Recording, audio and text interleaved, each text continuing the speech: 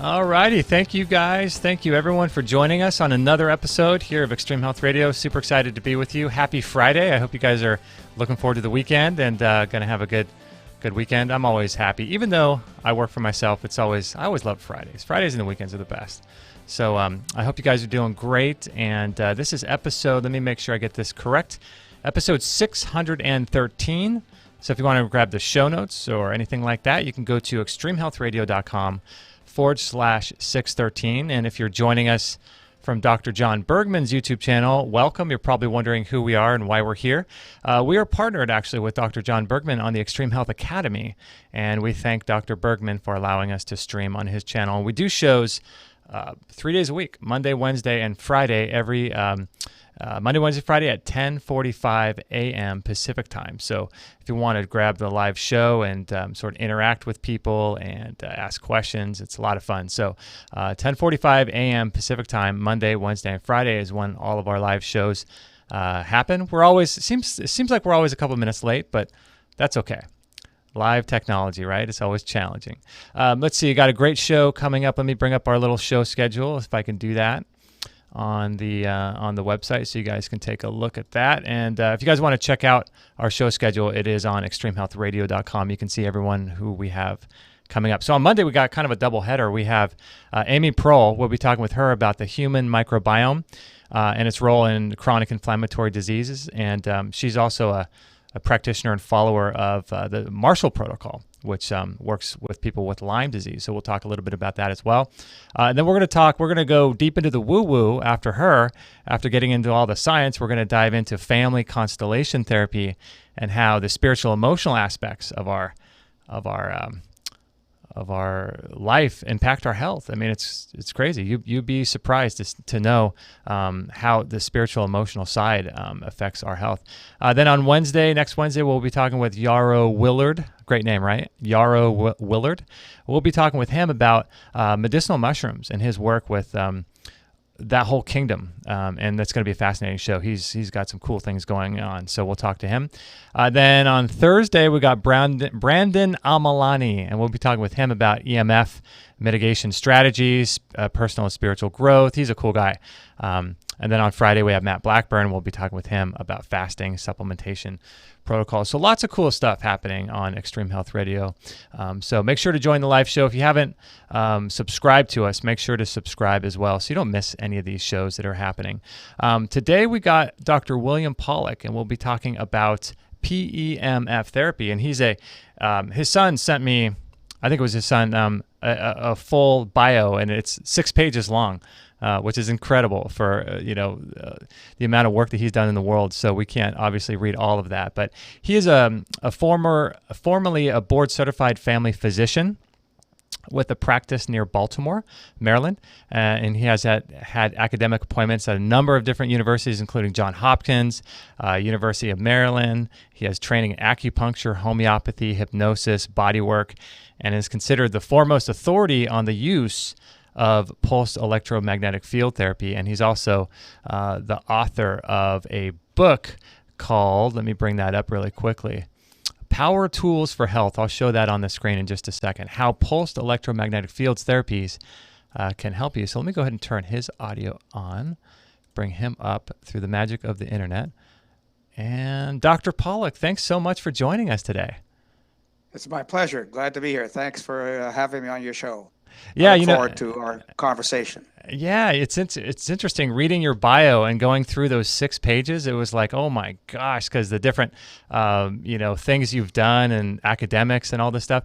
And I often wonder when I talk with people like you, because you're a medical doctor, an MD. How do you go from being an MD to doing the work that you're doing now? Like, because most MDs aren't open to any of the things probably that you talk about, right? I guess probably I call myself more of an Aldi, not an MD. Yeah, that's right. That's great. Well, as a family physician, I went into medicine wanting to be sort of a very general help to people, not just medical help. Mm-hmm. And while I was doing family medicine, early on in my career, even before acupuncture became common, back in 1964, I already had an interest in acupuncture before people were actually starting to use it to any significant extent. And I was already into nutrition, supplementation, vitamins, and so on, even before I started medical school. So I did the conventional medical thing, got the usual conventional medical training, and even along the way, I was kind of restless with what I was doing. But you kind of get into it, you do what you've been taught, you start working in the world, and you are expected certain things as a doctor, as an MD, and you do them. And I worked with managing several groups of physicians. I've always had an interest in sort of public health, of sort of health of the population, health of a larger number of people. And over time, I became frustrated with what we were doing in medicine, and basically the manacles, if you will, or the limitations that were placed on what a doctor would do. Now, if you're sort of a conventional doctor, you just keep plodding along and do what doctors do. But I said, I can't live with this. Right. And especially after a couple of patients almost died from taking ibuprofen. Oh, wow. I said, this is stupid medicine. Yeah. People are dying from treating their pain. That's craziness. So I learned acupuncture, started learning other disciplines. That's where I went on my sort of alternative path. Wow. And it's not just pure alternative. It's a matter of balancing. Mm-hmm. So the issue for me, and over time I began to realize that there are three levels of doctors. There's the doctor. So doctor can be a PhD. It could be an anthropologist. It could be a psychologist. It could be a historian. It could be an engineer. It could be a physicist. So anybody who basically is a doctor of something is trained. They have skills that they've learned through their professional training. But what happens then is that you kind of forget about why you got there. Most doctors forget why they got there. Mm-hmm. So what happens is that some people stay doctors, but doctors will realize that there's more to what we do in medicine than just being a specialist, looking at diseases, looking at lab tests, looking at x-rays, prescribing medications, etc. There's more to it than that. Mm-hmm. And the more happens to be the person. There's a real person sitting in front of you. And that real person is got ambitions, has beliefs and aspirations and fears and goals, and has family members as part of a society. So then those doctors who've come to that realization become physicians. Okay. So once you become a physician, then you basically have broadened your perspective, and it's no longer about the training that you got that's guiding you and driving you. Right. Now it's becoming oriented towards the person. Huh. Now, eventually what happens, I also discovered subsequently that most doctors go into medicine because they want to be of service. Uh-huh. Certainly, some doctors go into medicine because they want to make money. That's not common, but that does happen. Right. A lot of doctors go into medicine because that's what their family did. They were in the healing professions, and they went into a healing profession, largely by motivation from the family. But the vast majority went into medicine because they wanted to help. But the training of medicine, you're talking about 13 years of training. In a sense, 13 years of brainwashing. And so what happens at the end of that process, you forget why you went there in the first place. And so when you come to that realization, you begin to say to yourself, well, what is it that I need to do to help this person? Mm-hmm. And that means you essentially start to revert to a role or expand. That's probably a better way to put it, to expand to a role that's much, much broader. So I hope people don't take offense at what I'm going to say. I used to teach family medicine to residents and medical students. And I used to say that family medicine was practicing medicine from cradle to grave. And then the more expanded I became in my perceptions, I said that practicing family medicine was practicing medicine from erection to resurrection. Nice. Right? Then when I expanded again, basically my perspective on things, I said, no, it's practicing medicine from the twinkle in the eye to the sparkle in the sky. Okay, good. Yeah. Right? Now you become a shaman. Uh-huh. Now you become a healer. So I call that the healer level. So you use whatever tools you need to use to help that person. Mm-hmm. Those tools could be spiritual. Those tools could be energetic. Those tools could be pharmacological. They could be surgical. They could be whatever is best for that person. And that decision is not made by the doctor. So I call many doctors M deities. At least they think they are, right? Well, yeah, right. You know, it's funny that you said that. A second ago, we had a medical doctor on our show a while back, and he was saying some of the, his past experiences. He was an anesthesiologist, a former anesthesiologist in Texas, and he was saying that when he would talk with his colleagues in the hospital, he would say, or they would say to each other, "Hey, how's that gallbladder down in room 322 doing?" Right.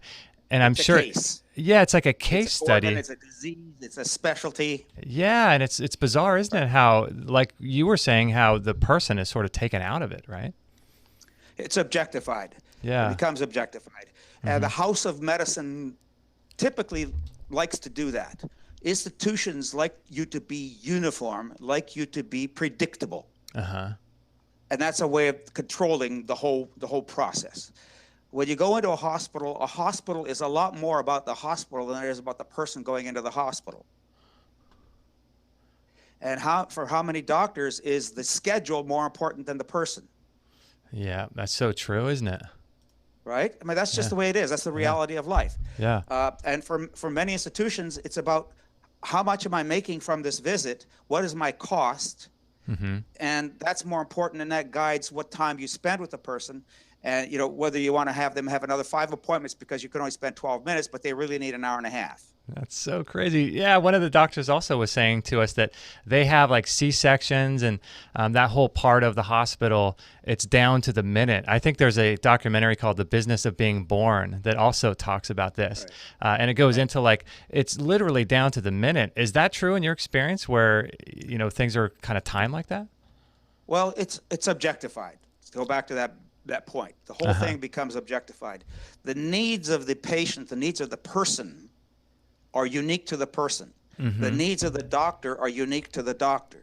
The needs of the hospital are unique to the hospital. The needs of the administrators of the hospital are unique to them. And the problem is that you don't get a lot of overlap with all these needs. Ideally, again, what the doctor does is goes back to the concept of healing, in my mind. Which means that what you do is you now start to focus on what is the real need here and what do I need to do to help this person in front of me, this real live person in front of me. And that's how I got into magnetic fields eventually, was because I tried to find a way to help people with various problems, not just to help them with pain, but various problems in life. And what was the most cost-efficient way of doing this that would get the best results for the least amount of money eventually? So regardless of the condition that you're treating, what's going to do the most for that particular person? So having studied acupuncture, I knew what acupuncture could do.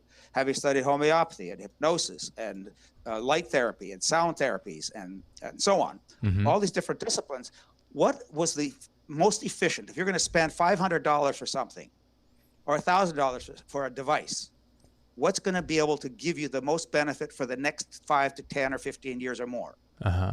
And that's how I eventually basically settled down into pulse magnetic field therapies. Yeah, it's probably. Sorry, go ahead. No. The more I delved into it, the more I realized that we had to start teaching people, and I had to get the science behind this. I have to understand why and how it works, and that's the purpose for the book Power Tools for Health. Yeah, fascinating stuff. So let's talk a little bit about that, because I've seen PEMF has been on Dr. Oz, and it's been all over the media, and people are talking about it. Let's talk about, so when someone subjects their body to pulsed electromagnetic fields, first we should define what that is, because people hear EMF and they think, if EMF is just pulsed, how could that be any good? So we should probably describe that, but then also what happens inside the body when the cells are bathed in these pulsed electromagnetic fields. So firstly, let's start with the definition of what PEMF is for people. So there are basically 2 types of magnetic fields. There are the magnetic fields that we have from a magnet, a fridge magnet, what we call static magnets, or a horseshoe magnet, or a bar magnet. That's a static magnet. And it has its own natural fields that go around it. Those are static, they're fixed, they don't move. They go into the body too, but they're not moving. The body's moving, but they're not moving. So they're not as dynamic. A pulsed magnetic field is produced by passing a current through a wire. And when you pass a current through the wire, this is the wire, my thumb, and then this is the magnetic field around it, my fingers, wrap around that wire, and they produce a magnetic field. Now, what you do is you pass current through the wire in a pulsating fashion, or like an electric current in the power lines. It's vibrating, but it's passing down that line. And as it's vibrating, as it's passing down the line, it produces these magnetic fields. So they're dynamic magnetic fields. They're in motion. And when you have dynamic magnetic fields interacting with a body where all the molecules are in the body are in motion, nothing in the body is static. Right. Nothing. Right? Then you have this huge interaction going on between the pulsing magnetic fields and the activity of the body itself. Recall, there are about 2,000 biochemical processes in every single cell of the body every second. 2,000 per cell per second. Per cell per second. And we have 100 trillion cells in our bodies. Wow. So when you're passing the magnetic fields through the body, now the other aspect of pulse magnetic fields is because they're wavelengths. Okay. They pass completely through the body. Mm-hmm. It's as if that the body was like a tree with leaves. The magnetic field is the wind passing through the trees. Okay. It doesn't stay in the tree. Right? It moves the leaves. Now, you could have a quiet little breeze, or you could have a strong wind, or you could have a hurricane. Uh-huh. So there are very different strengths of magnetic fields that can do all sorts of different things in the body, depending on the strength of the magnetic field and how it basically interacts with the body. So those are controlled magnetic fields. Okay. They're pulsed. They're controlled. They're controlled at frequencies that you want, that are desirable by the body and for the body. Okay. All the activity of the body, all those biochemical processes, rely on the natural electromagnetic fields and electrical fields within the body itself. Okay. Magnetic fields drive chemical reactions. Okay. Chemical reactions interact with magnetic fields, so they go back and forth. Okay. Again, it's very dynamic. But because the magnetic field doesn't stay in the body doesn't have to process a magnetic field the way it processes a chemical or a food. Okay. Okay. Okay, and it's going all the way through. And as it goes through, it does a bunch of different things. And in the book, I actually have about 25 different mechanisms that I describe about how magnetic fields actually work in the body. Interesting. Okay. But the primary mechanism we believe that's happening is that you're generating charge, you're generating energy, the production of energy in the tissues. And remember I said electric currents and magnetic fields in the body itself drive and move all sorts of processes continually. Okay. And when you have disease, when you have illness, when things are not functioning as well as you want, and including aging, the slowing down of activity in the body, that is due to a decreasing energy production processes in the body. That's what aging is. It's the reduction of energy in the body. Interesting. So this stuff must also affect, if it's creating and helping the body to hold on and create more energy, it must have a impact on mitochondria too, right? Key, absolutely key. Okay. One of the most important things that PEMFs do in contradistinction to, for example, taking ATP, or taking supplements that convert into ATP. All you're doing is providing the ATP. ATP by itself does nothing. It is just the supply. Okay. You have to convert. You have to ignite the ATP. You have to hydrolyze it. You have to convert it into energy. ATP has 3 phosphates. You have to strip off one of those phosphates to release energy. Okay. It's the release in energy that actually provides you with the energy in the body. Oh. So magnetic field therapy increases the production of ATP, spins off the phosphate molecule, and then reproduces it again. Interesting. So what about when it comes to magnetic therapy, when I'm just thinking of the actual pulses themselves. So your cells are sitting there, let's say before you turn a device on, your cells are just basically interacting with its own magnetic energy in the body by itself. So the cells are just sitting there. Electrical processes and so on, yes. Okay, so once that first wavelength of magnetic energy hits the body, hits those cells, something happens, and then the pulse what happens in between each of those pulses, and why is that beneficial for the cell to have a break and then another pulse, a break and another pulse? Why is that break important? Good question. So if you go into a room with the smell of roses and you stay in the room, when you first enter the room, you smell the roses. Okay. When you stay in the room, you don't smell them anymore. Okay. But they're still producing a scent. Your body becomes tolerant. Our bodies rely on contrast. Our visual fields are constantly moving, and we're detecting the contrast in the environment, and that's how we see. Temperature has to change up and down, so our bodies adjust to all those stimuli in the body. So our bodies are constantly oscillating and changing and vibrating. So when you put a magnetic field like a static magnet into the body and then it doesn't move anymore, the body sort of becomes more essentially ignorant of it. It ignores it. Okay. When you hit a pulse through, it stimulates things. Then it relaxes. Then you stimulate it again. You do it again, and so on. You keep pulsing at it, so it keeps amplifying the activity of the body, maintains it at a higher level. So every pulse, what happens, think of it this way, so a pulse magnetic field is a sharp spike in the magnetic field in the body, and then it drops off rapidly. Okay. The upslope of that spike is what produces the energy in the body. The downslope of the spike does basically nothing. Okay. If you have a spike in energy and then you go across, you stay horizontal, nothing's happening anymore. Okay. So then it drops off and you stimulate it again. You create more energy again. So you need to keep pulsing in order to stimulate that energy. I guess that makes sense too when you're thinking about any biological process. You know, you need a break. If you're fasting, you can't fast forever. If you're working out, you have to take a break, and that's when your muscles start rebuilding themselves. So it makes sense. You know? Exactly. You need that the ability of the body to repair itself. So there was a study done at University of Virginia where they took healthy people and they used the magnetic field to stimulate their brachial artery, and they had an ultrasound machine with a very, very fine measurement capability.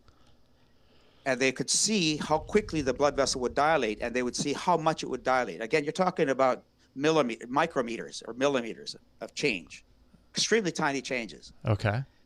And what they found is that when you stimulate with the magnetic field, you would get a momentary dilatation of the blood vessel. Again, this is in healthy people. To get a momentary dilatation of the blood vessel in microseconds. Wow. So it's 1,000th of a second. Yeah. Wow. Okay. Right? And it wouldn't go very far. It wouldn't go like this. It would go just a tiny little bit. And then within another microsecond, it would reverse and actually constrict. Oh, okay. Right? And then in another microsecond, it would go back to normal.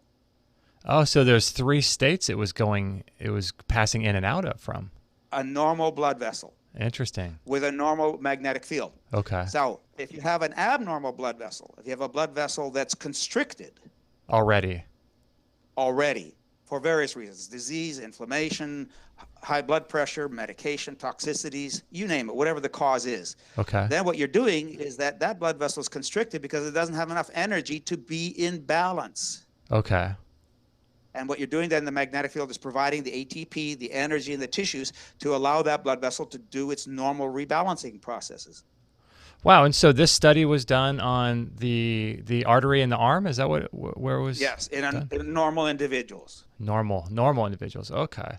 So in normal individuals, again, you and I normally, our blood vessels, our body, all the chemical processes in our body are in a balance. It's called homeostasis.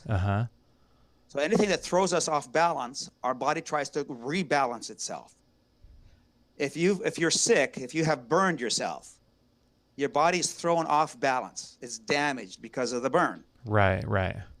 But what the body's doing in the state of imbalance is trying to find whatever balance it can. I see. That it can produce. And so if you help the body, it'll revert to balance, true balance, much faster and better and more controllably. Now, how long have you been using PEMF personally in your own life on a daily basis? 27 years. Wow, 27 years. Every day? Oh yeah, pretty well. How often, or how many hours a day, or how long are your daily sessions? Well, like most humans, I have the older you get, the more stuff you have to deal with. Yeah. I call it creaks and rattles, right? Right. So when I first started, I basically just used it for this little acre pain or that little acre pain. Then that was when I started working with static magnets. That's how I started with magnetic fields in the first place, with static magnets. I see.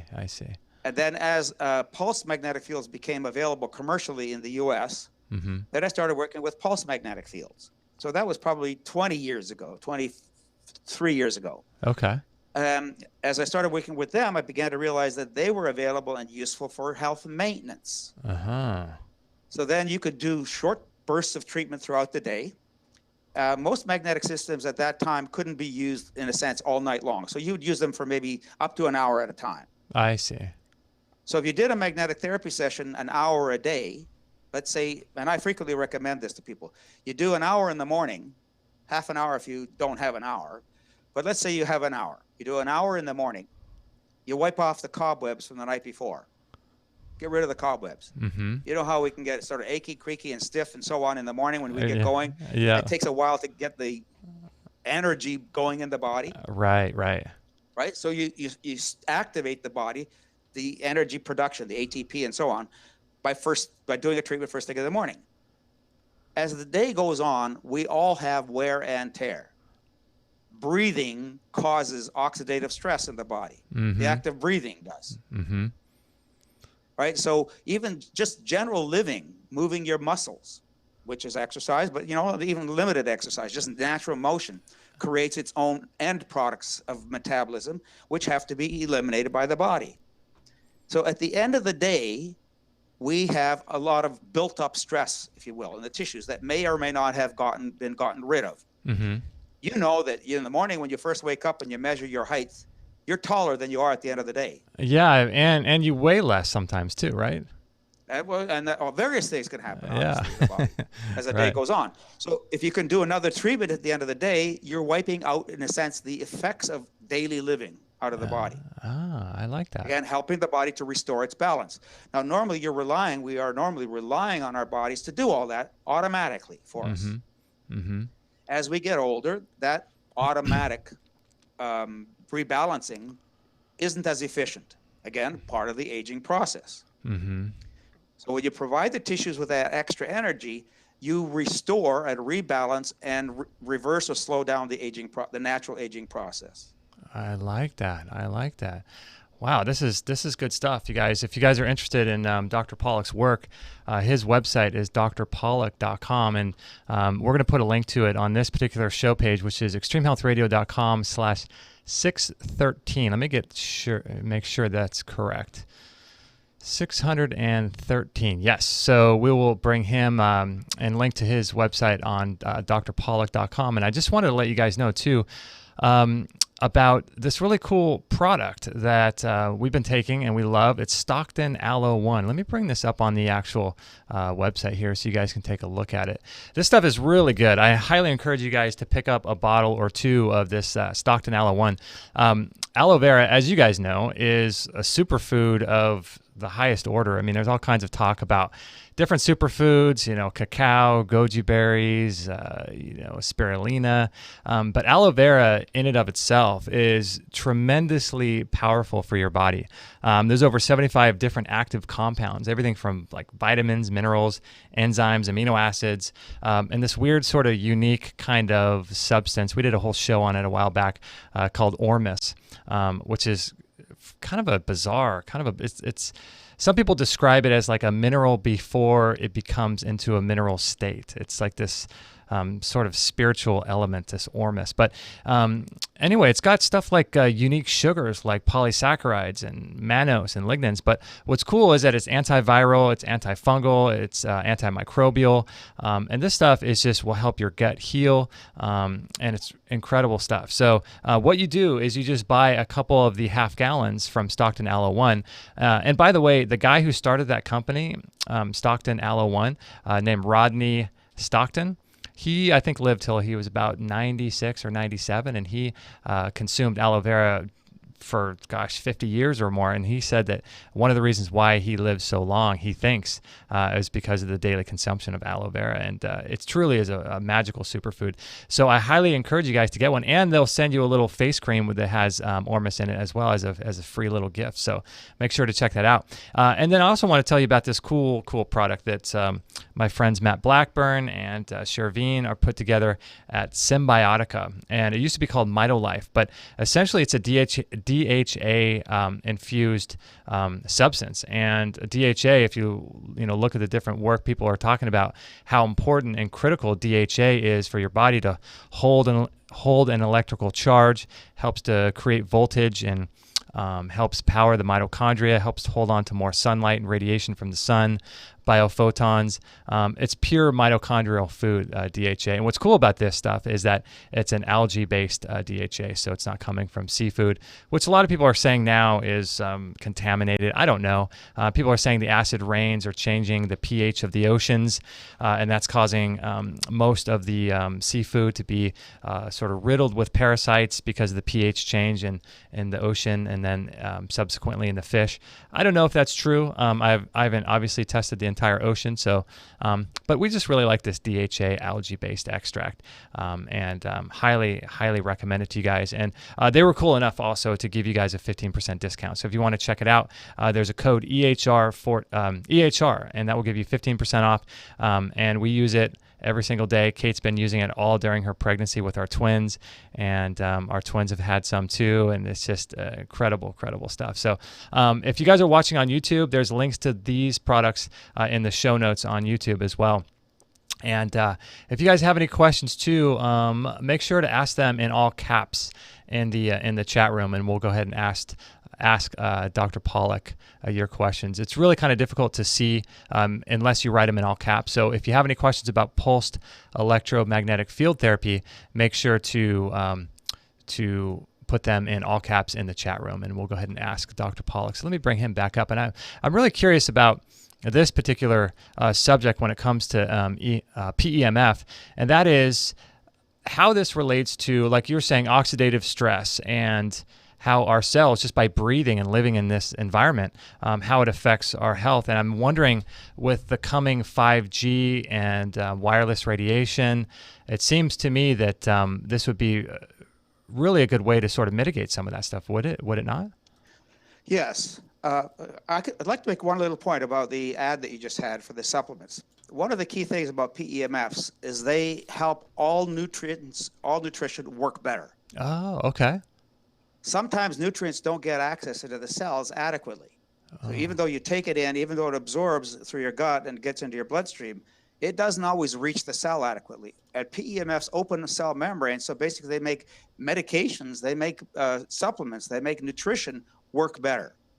I see. So when you add it along with all these super nutrients that you're talking about, it works even better still. I see. So how come it works better? What does it do? Because it opens the cell membranes. It makes everything more usable by the body. It makes it more gain access inside the cell itself. Every cell membrane has over 200 channels. Okay. And those nutrients, the breakdown products and the metabolites of those nutrients have to get access into the side of the cell where all the work is done. I see. Okay. So it helps with the membrane, to open up the membrane to allow these substances to get inside the cell. Nutrients to get in better. And also by that same virtue, opening up the cell membranes allows the waste to get out better. So it's like opening the windows and doors in a house so that the house can breathe.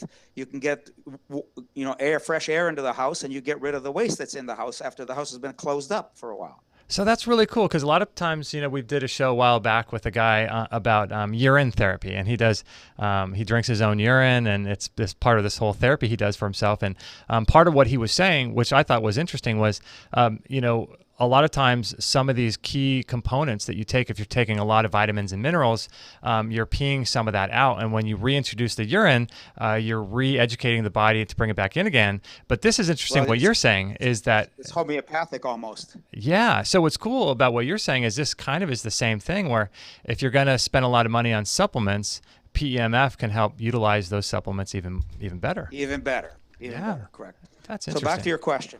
So there on my website, I do have a blog bad versus good PEMFs or EMFs. Let me try to pull that up here. Okay. So EMFs are environmental magnetic fields. That's my definition. Some people call them electromagnetic fields. I call it environmental magnetic fields. And environmental magnetic fields are basically any of the magnetic fields around us that are largely artificial. Okay. So that includes microwaves. And microwaves include Wi-Fi. They also include high frequency waves that are in our power grid system. That's called dirty electricity. I see. Yeah. Okay. So you can see that dirty electricity. Yeah. So the Earth's magnetic fields are known to nature. Our whole nature, our biology on this planet evolved in natural magnetic fields of the Earth. That includes sunlight, that includes radiation coming in through the Van Allen belts. You know, it comes in through the currents that are naturally in the ground itself, through the rock formations. All of these are natural magnetic fields, and we're used to them. The Earth is in a big magnetic field. It is a big magnet, in fact. It's a static magnet. And so our Earth itself is part of our biology. Research has been done by the Russians and even by the Americans looking at what happens to organisms in environments where the magnetic field doesn't exist. And they found that a lot of the electromagnetic effects that we use therapeutically do not work in space that well because they need the background field of the Earth to condition the body so that when you have the background field, adding the two together makes everything work better, you know, combined. Interesting. Okay. So the non-natural magnetic fields are high frequency fields, typically high frequency. The other kinds of fields that we have are the ones that are in our homes and the power lines where we're continually exposed. Nowadays, most of us are we're in square spaces all the time. Yeah. Yeah. Right? We're in buildings most of the time. Yeah. And that means that our buildings, the walls and the wiring in our walls and our lights are streaming this dirty electricity, these EMFs. So we're constantly bathed by like 50 hertz or these dirty electricity fields. And now, of course, cell phone towers, Wi-Fi, the smart meters, all of that is around us. And that's artificial. That's synthetic. And our biology is not used to it. So what regular use of a biologically oriented PEMF helps to stimulate the natural functions of the body, as I said, to raise the natural energy levels of the body. When the natural energy levels of the body are stable and optimized, then you become more resistant to these environmental fields. Like I mentioned with that blood vessel study, when you take a stimulus to a blood vessel, and then the blood vessel has to react to it, the blood vessel tries as much as possible, as soon as possible, to bring itself back to normal. I see. If you have the health of the vessels, if you have the health of the cells of the body as normal as they can be already, then anything else you throw at the cell rebalances faster. That doesn't mean the cell doesn't react. You can't block these fields. You have to leave the planet to do that. Yeah, I know, right? A lot of people are talking about 5G now and how that's all going to affect people. And my it's going goodness. to affect it. It's even more. Yeah. It's going to be even more vigorous in terms of its action to the body. That means that we have to work even harder to rebalance. I see. And that's why daily use of a whole body PEMF system is important. Is ideal. And one of the systems that I use for that, one of the better systems and least expensive, is a BioBalance. And so in terms of daily use of PEMF in relationship to smart meters, dirty electricity, and things like that, so a daily use, I guess it depends on what device you have and what frequency and what power you're going to use. That would all determine, right, how long you would use one of these devices for each day too, right? So as a doctor, most of the people who come to me are coming to me because they have a problem. So I'm trying to solve a problem. So if I'm using magnetic field therapy for health maintenance, then that's going to be a different level of magnetic field therapy. And generally speaking, it's going to have to be whole body. And treat the whole body. And maybe lower if they're already healthy, do you think? And yet generally much lower because you don't need as much energy. I see. Now, if you have, say, for example, if you have osteoporosis, if your bones are getting weaker, thinner, then you're going to need much higher intensity magnetic fields, and you're going to need a whole body magnetic field. So let me give you a perspective. Some of the lowest magnetic therapy devices that are whole body are 1 Gauss, 5 Gauss. Gauss, G-A-U-S-S, is a measure of magnetic field intensity. So a 1 Gauss, or let's say a 5 Gauss machine, is going to give you X amount of stimulation. The more energy, the faster that energy gets produced in the body, the more cells that are healthier, etc. Now, if I'm trying to treat bones, I'm going to need much higher magnetic field intensities. So one of the devices that I recommend for that purpose is going to be around 70 Gauss. Oh, wow. So 70 times higher than the very low intensity devices. It'll still do health maintenance. It's actually going to do it a lot better. Because even though if you do 1 Gauss, but your some cells in some cells of the body are going to need 10 Gauss. Some cells are going to need 50 Gauss. Some cells are going to need 1,000 Gauss. So if I'm doing 5 Gauss in the whole body, I'm going to get probably a huge amount of the cells better. But it depends on how sick those cells are.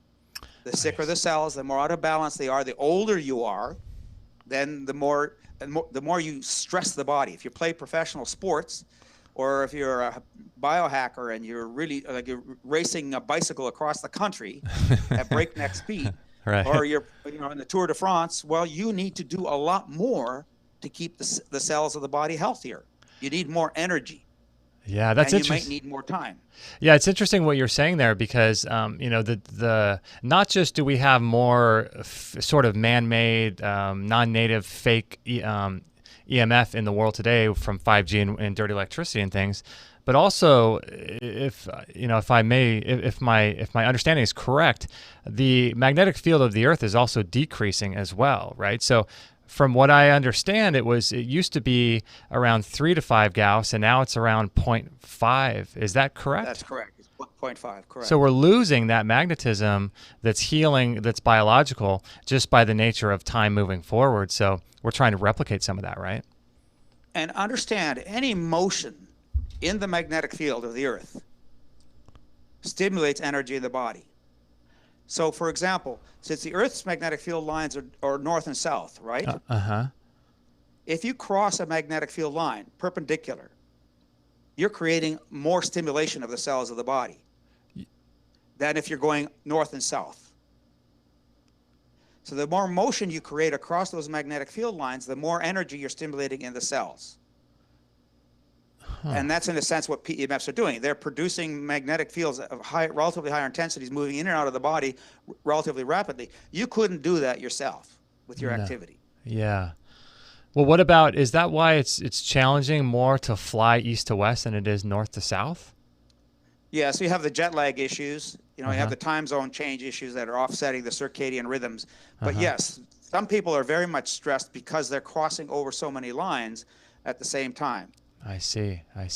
Yeah, it's so interesting. So not only do we have the depletion of the magnetic field of the Earth, the biological magnetism of the Earth, but then we're sort of replaced it with all of this dirty electricity and 5G and wireless. So then now you got a depletion of something good, something beneficial, replaced with something bad. And so now you have to figure out, and that's one of the things that I try to make sure that we talk about on our show is how can we mitigate this environment that we're living in that is so detrimental to our health. And these are all things that are happening without us even asking for them or wanting them, Or actually even being aware. Yeah, I was telling a story just the other day of we live right next to a big church, then it's our neighborhood, and then there's a school. And they're erecting this huge, giant, what I think is probably a 5G antenna. And it just looms over our neighborhood. And we didn't ask for it, and I'm learning now that that 5G technology can jump on the wires in your home and in the walls, and it sort of just saturates everywhere within a certain vicinity, and I never asked for that, Well, yeah, and you don't really normally even have a whole lot of control over it, right? Right. Yeah, it's crazy.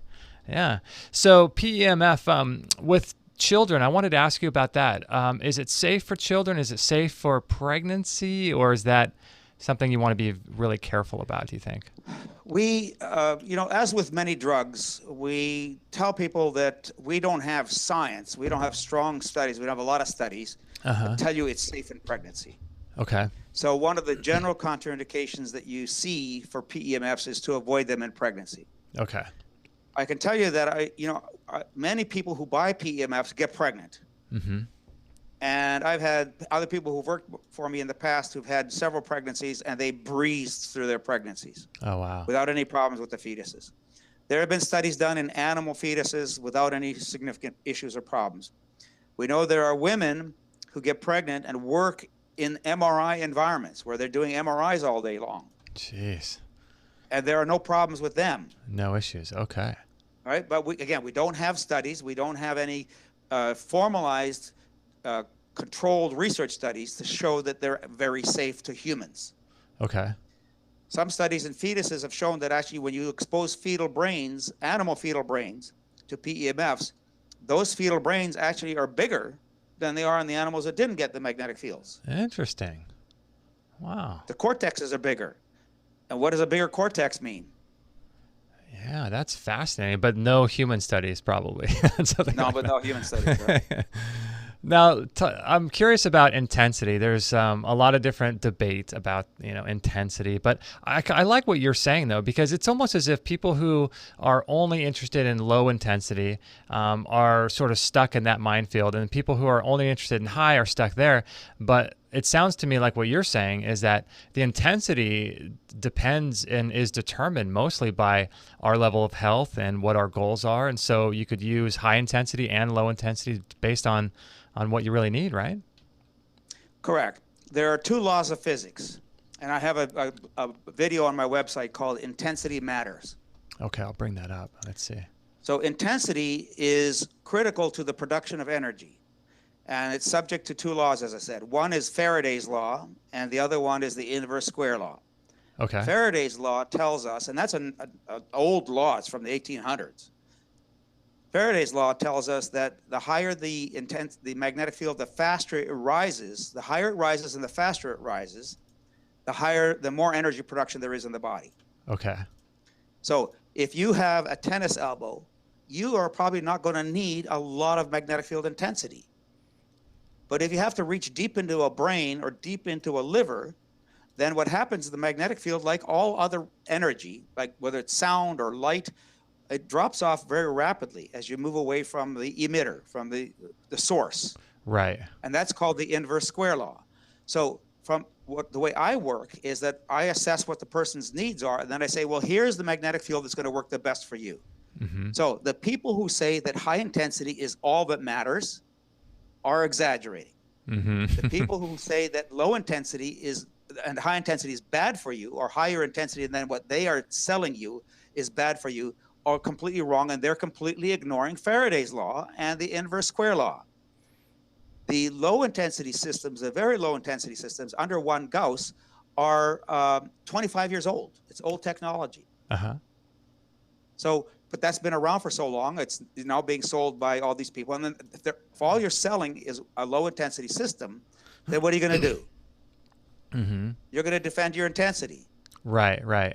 If all you're selling is high intensity systems, you're going to defend your intensity. That's so but true. But the reality is, again, you may need different intensities depending on your goals and objectives for the use of the magnetic field. Now, I see a video here on this page that says the safety of high intensity PEMFs, which leads me to ask you, there are people probably that are saying that high intensity PEMF is dangerous, which is probably why you created that certain subject. So why are people saying that high intensity is not safe if you had to create a video that says that they are safe? Well, when you read my book, I have over 500 references in the book. And those references are all over the place in terms of intensity. Okay. All over the place. There are very low intensity devices, and there are very high intensity devices. There's a lot of research coming out now on high intensity.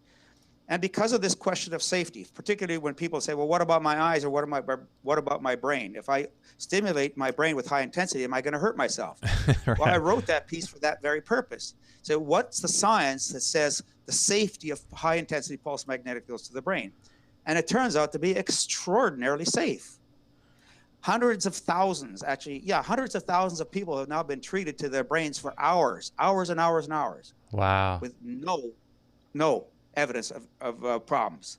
Now, in terms of the Gauss, for any of the products that you sell, how high do the most high intensity Gauss go for your products? Well, the lowest intensity, I had a device that was like 0.01 Gauss. Okay. Many of the whole body magnetic systems, particularly the multi-level whole body systems, are less than 1 Gauss. They're about 1 Gauss. Okay.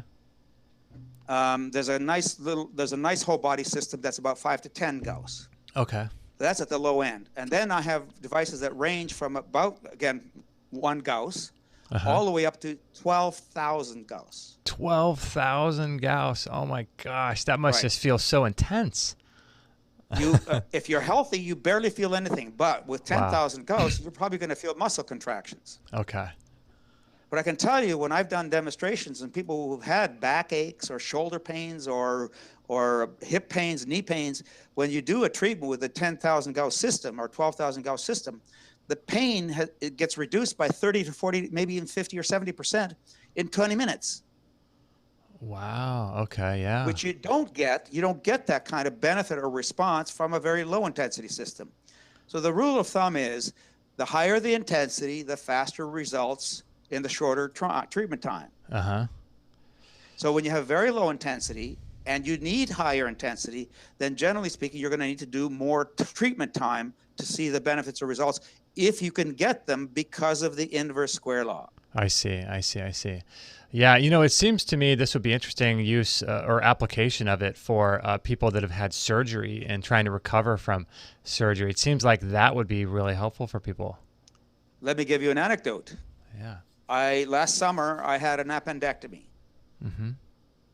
And I had a laparoscopic appendectomy, and I had 3 stab wounds in my belly. Okay.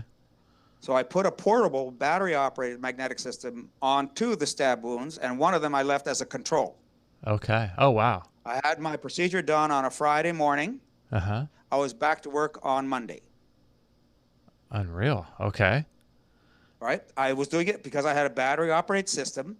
It runs continuously. So I was running it 24/7 for 3 days. So the swelling went down, the pain went down, the wound cleared up. The wound wasn't as thick or as ill looking, as surgically damaged looking at the end of those 3 days. And I had virtually no soreness, so I could go to work on Monday. Now, I'm not a construction worker. If I was a construction worker, that would have been different. Or if I was lifting crates and things like that, then I would have been more cautious. But I sit at a desk as a doctor. Well, I could do that. Yeah, and I would imagine too, injuries of any kind. Like a few years ago, I tore my ACL. I haven't had surgery on it yet, but I mean, this was like 10 years ago. But I apply magnetic field therapy to it, but I didn't have a device at the time. So I imagine it would be really helpful, wouldn't it, to apply a device of some kind right after an injury occurs? Absolutely, totally. I mean, the sooner you do it, the better. The faster the results are going to be. I'll give you another little story. It's in my book. I had a 3-year-old child that cut the end of her thumb off in a door jamb. So beyond the knuckle. Okay. Okay, there are pictures in the book about that. She used a portable battery-operated system for an hour and a half a day. So she's 3 years old. So 3-year-olds have exceptional healing ability. Oh, yeah. 6 weeks later, I mean, you could see the first picture after they sewed the piece back on again. You could see the sutures. You could see that it was purple. It was black. There was no blood supply. As you would imagine, it was torn off. Wow. 6 weeks later, it's pink. Unbelievable. Wow. But again, 3-year-old. Magnetic field therapy, the combination of that and the 3-year-old, you got basically a miracle. So the answer is yes. I highly recommend magnetic field therapy after any surgery, after any major injury, even minor injuries. Things heal much faster. You can get almost double the healing time that you would normally get. In other words, you heal in half the time that it would normally take. Fractures heal faster. Now, there are some tissues that don't heal that well. So if you sprain a ligament, you tear an ACL, you're not going to repair that with a magnetic field. Right. But skin injuries, muscle injuries, tears, abrasions, muscle pulls, strains, all of those things heal much faster with magnetic field therapy, especially right after the wound. Now, most people don't have magnetic devices. If you happen to have one, then you use it right away. If you don't have one and now you have chronic knee pain, then you use a magnetic therapy system. Another personal anecdote. I actually tore my left lateral collateral ligament and my lateral meniscus in my left knee. Oh, okay. Getting out of a seat out of an airplane. Okay. You twisted it in among the luggage. Ah. And my knee hurt a little bit. I could feel it. But every time I walked, I got a click in my knee. So I went to an orthopedist. I got an MRI, and it showed that I had these tears. And I thought, well, maybe I should have it repaired because I got this clicking action. I thought it was probably the meniscus doing it. Okay. It's flopping around a bit and catching. So I saw an orthopedic surgeon, and he said, well, it's probably because you have swelling inside the knee. Okay. Well, I thought about that too, but I thought, well, let me get an opinion. So he said, it's probably just swelling. It'll go down eventually. Why don't I do a steroid injection into your knee? Okay. And I said, no, thank you. Time out. Right? I'm going to do magnetic field therapy. So I took a portable battery-operated device, put it in a knee brace. I walk 3.5 miles every morning. So all I did is put it in the knee brace for an hour a day. In 3 weeks, the clicking was gone, no discomfort, and I haven't seen any problems since. Wow, that's incredible. Yeah, in terms of wound healing and healing fractures and bones, it just sounds amazing. If you guys are joining us right now from Dr. John Bergman's channel, welcome. Thanks for joining us. We do broadcast here 3 days a week on Monday, Wednesday, Friday at 10:45 a.m. Pacific time. So if you guys want to watch the live shows with all of our guests, you can join. Make sure to tag a friend or hit subscribe so that you stay up to date. And if you know any friends who might be interested in pulsed electromagnetic field therapy, make sure to tag them if you're watching on Facebook or YouTube, or I'm not sure exactly how all of that works, but send them this link and let them know about this interview. So I'm curious about all the different applications and reasons for using PEMF. And I know there's people who use it for chronic degenerative diseases. I won't even say the C word, but for that process. And people use it for acute injuries. So in your experience, what are some of the wide array of different applications and uses people have used PEMF for, so that people might be able to sort of trigger their own mind and say, yes, I have that, or I'm dealing with that, I'd like to get a device? In the book, I review the science on 50 different conditions. Okay. And because I talk about the mechanisms apply to virtually every tissue in the body. Okay. So in other words, magnetic fields have uses for the body for virtually any tissue in the body for almost any condition. You just have to sort of know why you're using it and what it's like, what to expect from it. Okay. 50 different health conditions that are proven to be improved by magnetic field therapy. So what are some of those? Addiction, Alzheimer's, anxiety, stress reduction, arthritis, high blood pressure, asthma, COPD, concussion. I did a study myself on concussion. Head injuries are very helpful. People who've had dental implants, the implants grow in much better. Osteoporosis, I mentioned. Gallbladder issues, gastritis issues, prostate problems, overactive bladder problems. Again, knee pain, lumbar back pain, injuries, arthritis of any kind. I mean, essentially, virtually almost any kind of pain process, neuropathy. All of these things are helpful. Makes a lot of sense. And so what are some sort of bizarre cases that you've seen where people have used it and they've told you and you think to yourself, why would you use PEMF for that? And have you seen any weird results from people using it in unique ways? Well, I smile because what people ask me, what's the biggest side effect of PEMFs? And I said, having a desire to put on a cape. Yeah. And you get the urge to jump over a tall building. Yeah. Resist that desire. So people feel energized enough. I mean, sleep is one of the key things that people see almost all the time from PEMFs. They sleep better, often even with the first treatment. When I was on Coast to Coast radio, this guy calls in and he says, I heard about magnetic fields, and I think it's going to help my skin. So what he did is he drilled a hole in the side of his microwave, and he put his arm with a rash right next to the hole, turned on his microwave. Oh my gosh. Oh, that was not one of my devices. I didn't recommend that. No. And of course, we had that discussion on Coast to Coast that that's probably not a great idea. Yeah. But even microwaves are used for healing. So all EMFs can have a utility, can have a practical value. Okay. You just have to know how to control it and how to use it properly. Right. Now, we don't have that concern about EMFs as opposed to microwave fields. Right, right. I can tell you a story. I had a guy come in to see me one time. His boss brought him in, actually. The guy was a manager for one of his apartment buildings.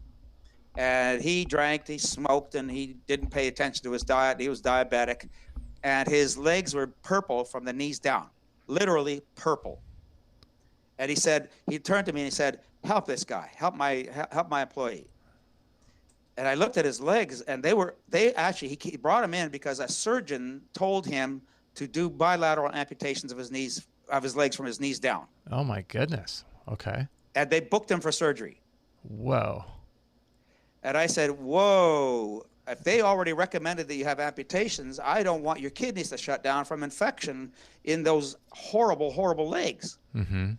And normally when you touch your finger to the skin, you'll see it blanch. And then you pull your finger off, you'll see it turn white and then immediately fill back in again. That's capillary supply. Right. So I did that to his legs. Zero capillary return. Interesting. So I said, I really don't think I should be doing this because he could die in the next week. He'd go into sepsis. Mm-hmm. And they insisted. So I said, fine, we'll make a deal. You do all the things I'm going to tell you to do, which is nutrition and the magnetic field therapy and stop smoking, stop drinking, etc. I'll see you back in a week. Uh-huh. So I'm back in a week, and a little bit of pink is showing up. Yeah. Okay. So I'm back in another week, more pink is showing up. So I'm back in another week, more pink is showing up. Long story short, 3 months later, he goes back to his surgeon, and the surgeon says, oh, I guess we don't have to amputate your legs. Unbelievable. That is fascinating. So of course the surgeon's probably saying, well, whatever you're doing, keep doing it. And keep doing it. Yeah, we don't want to know, right? I don't want to know what you did. I don't care how it works. Yeah. That's so interesting. Wow. So it seems to me like PEMF therapy is something that people should consider maybe saving up for, because these devices can, be quite expensive depending on the intensity and, the different applications you use it for. But it seems to me like if you were going to have a home and bring some of these healing tools into your home and you're relatively healthy, correct me if I'm wrong, but it seems to me like you'd want a low-level device to use sort of daily to maintain good health, and then a higher level device, a higher intensity device to have in case you have any acute issues going on, or you want to work, deeper on some certain issues. Would that be a way for someone who's already healthy to sort of have both models and work within their own parameters like that? Yes. So again, part of the service that we offer is that people call us and say, here's my problem. What device do you recommend? Okay. And then we have that discussion with them and put them into the right device. Okay. For the average person, a whole body system, as you say, is a good idea. Okay. And the one that I recommend the most is one that's 5 Gauss for the whole body pad. Mm-hmm. And you could use it all day long. You could use it for 12 hours at a time. You could use it during the night. You can use 2 applicators at the same time, and you have multiple programs to select from. Okay. And it's less expensive than the 1 Gauss devices that are commonly sold out in the community. So that's your whole body system. But because it's 5 Gauss, you can't expect big things from it. Okay. You're going to feel better in general, and you might be surprised at how much relief you do get from it. Mm-hmm.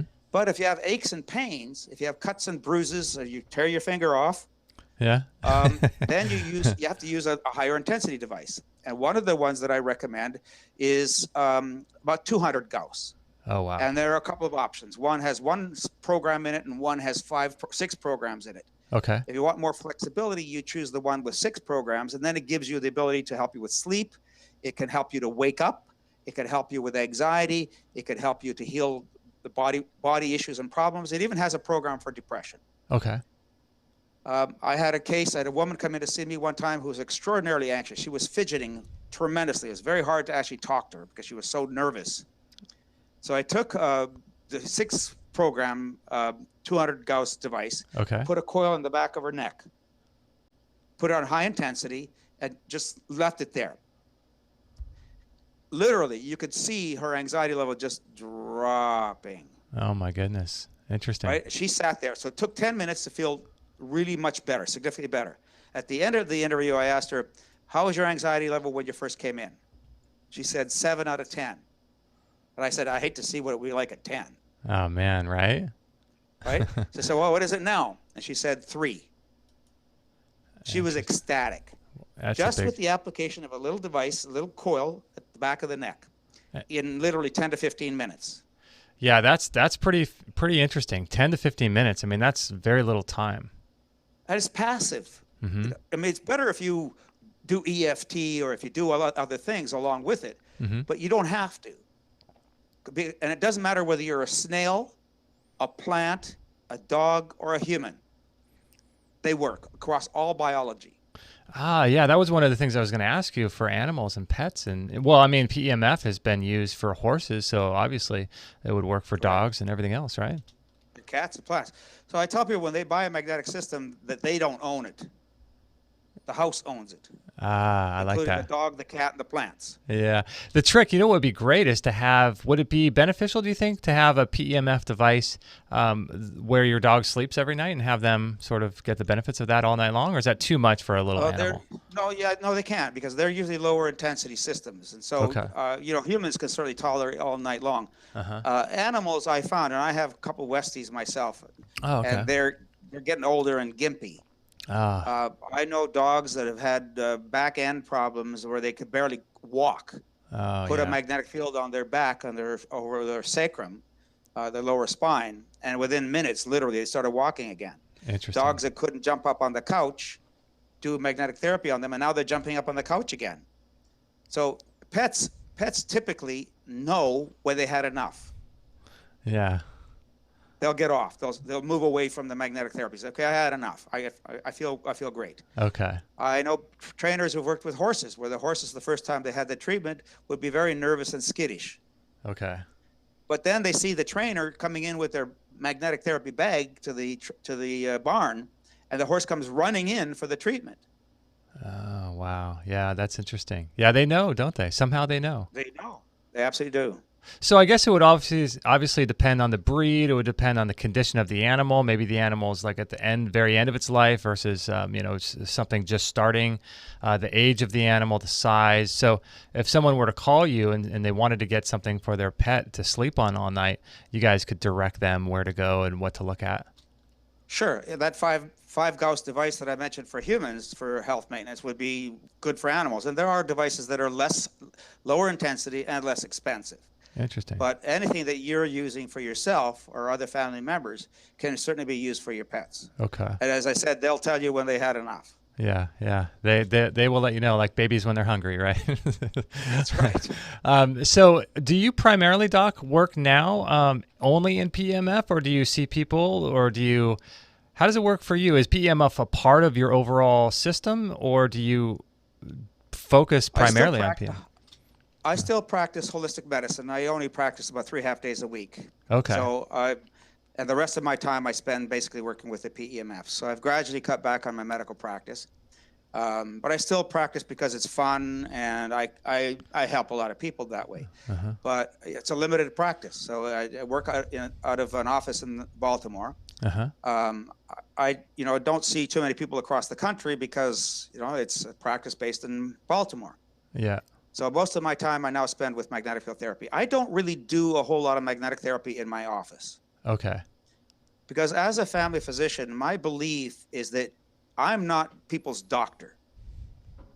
My belief is that they are their own doctors. Oh, I love it. Right? I say, I'm your consultant. You're your own doctor. You need to know how to treat yourself. That's great. And if you own a magnetic therapy system, we're not only treating the problem you brought to me, the problem that you came to see me about, but you're treating the rest of you for all the other things that could be happening now or will happen in the future. Uh-huh. So you need to own a magnetic system. Mm-hmm. So, and if they don't want to own it, that's up to them. But I give them the advice, and then they're their own doctors. They make their own choices. They have to live with their choices.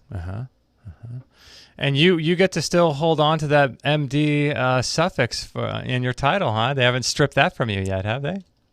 No, I'm not outrageous. I mean, you have to be respectful. As I said, as a healer, you can't slam people. You can't say, well, you're stupid, or you're better than somebody else. Right. Everybody's got to make their own decisions for their lives. They're responsible for themselves, right? Primarily.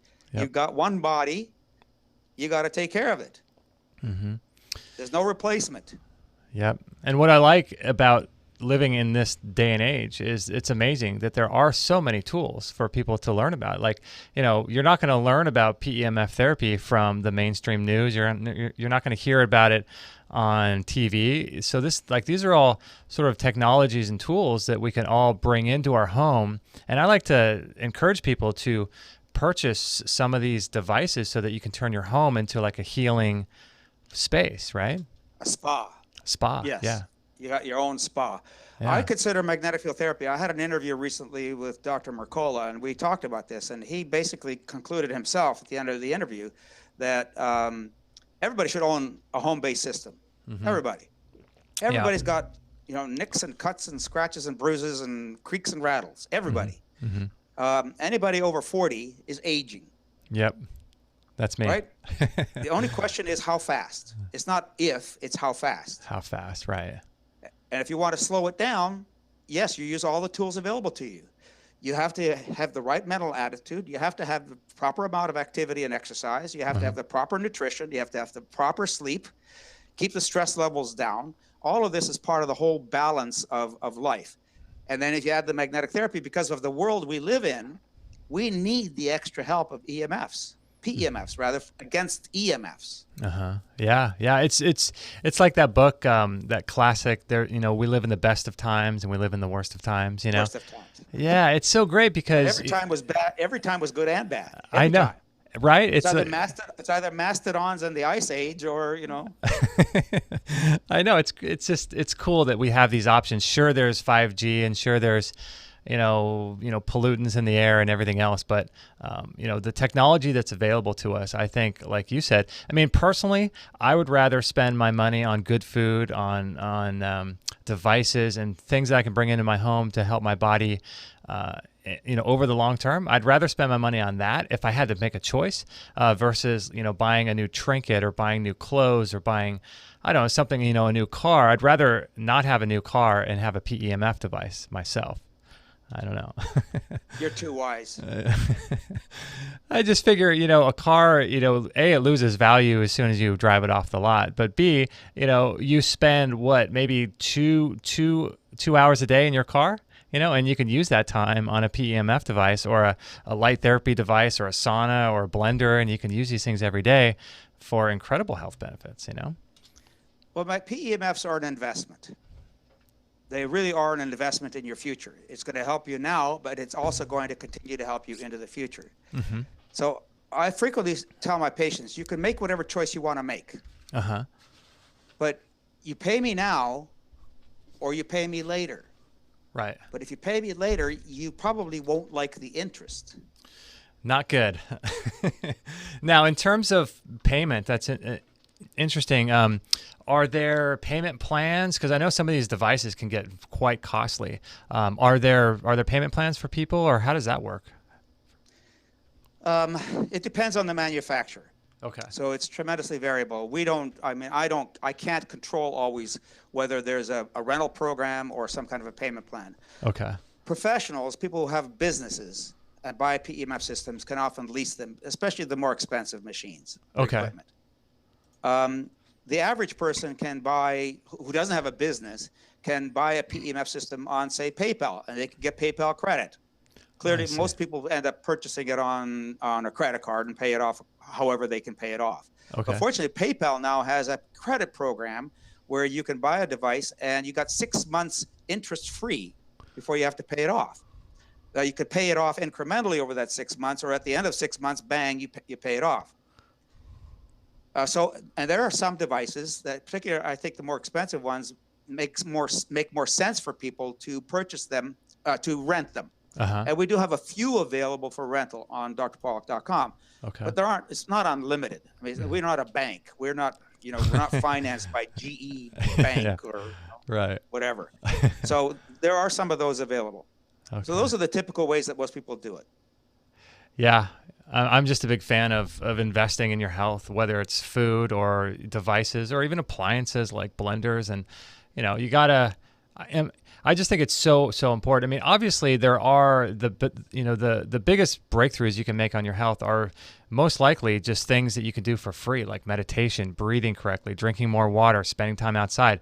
But assuming you're doing all those things, I think it's also really beneficial to bring some of these tools into your home. And so I've been putting your website up on the interview, and it's Dr. Pollock, DrPawluk.com. Is that correct? That's correct. Okay. And so if people want to find out more about you and learn about the devices, they can just sort of dive in. What would be the first place they should go? Should they buy the book or sign up to your email list, or what do you think the first step should be? Well, I think people who have more pressing interests and needs might be better off just going to the website. Okay. There are, some of us like yourself, like science. They like to know. Mm-hmm. And in that case, the book would be very useful because it explains a lot more about what magnetic fields are, how they work, what conditions they treat, how they work to treat those conditions. Okay. But there's also a section in the book on how to pick a magnetic therapy device. I see. And there's another section on how to use it.